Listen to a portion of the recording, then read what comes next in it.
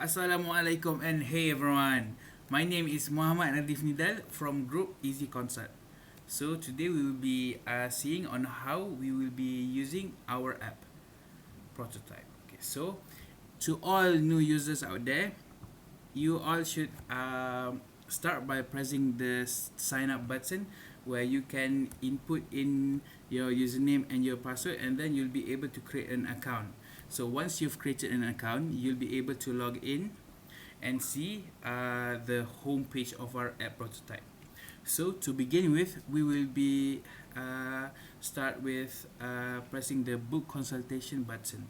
So here we can see a few of this where we can see on what topic we'll be wanting to consult with the lecturers, which lecturers you want to consult with, and let's say you want to consult with Dr. Nidal. You will have the freedom to choose any of the lecturers here.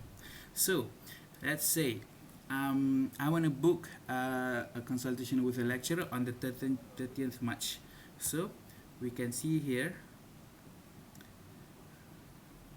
yeah, we've selected 13 April to be our next consultation with a lecturer.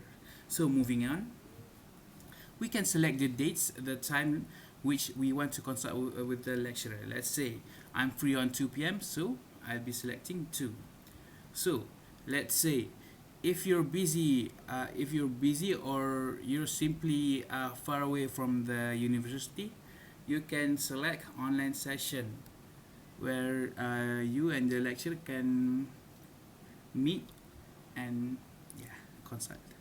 So here we can see the upload attachment button where you all can upload a file to the lecturer beforehand so that the lecturer can preview the materials needed to consult. So if there's no problem here, you can go next to the book button where you can confirm all the details that you inputted in. So once you've confirmed all of them, just simply click the button yes. So congratulations, book was a success. So once you're done, you'll be going back to the home page. So next we'll be looking at what the upcoming booking has to offer to us. Okay, let's see.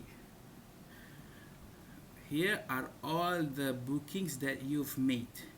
So let's see here, there's a tick button here. So once we click this, we can see the booking which has been confirmed with the lecturers. So let's say if you have any emergency or any unprecedented plans, just click on the cancel booking and you're set. So next on, moving on, here we have the time so here it shows that the booking is still ongoing, where the lecturers are still confirming whether to accept or reject your booking. So here we can see the X button. This simply means that the lecturer has rejected your booking and you need to book again with the lecturers. So we've done reviewing on the book consult and the upcoming booking. So let's say if there's anything that you want to report to us, simply click on the report button and just press on the issues that you face. Let's say there was a performance issue.